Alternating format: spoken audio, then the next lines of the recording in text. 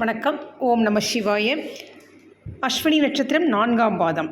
நட்சத்திர அதிபதி கேது, ராசி அதிபதி செவ்வாய், நவாம்ச அதிபதி சந்திரன். இவர்கள் தாயிடம் அதிக பாசம் கொண்டிருக்கும் நீங்கள் எப்போதும் பரபரப்பாகவே காணப்படுவீர்கள். எப்போதும் உங்களை சுற்றி ஒரு கூட்டம் இருந்து கொண்டே இருக்கும். நவீன ரக ஆடை ஆபரணங்களை அணிவதில் ஆர்வம் கொண்டிருப்பீர்கள். குடும்ப கௌரவத்தை காப்பாற்றுவதில் மிகுந்த கவனமாக இருப்பீர்கள். அழகிய தேக அமைப்பு பெற்றிருக்கும்.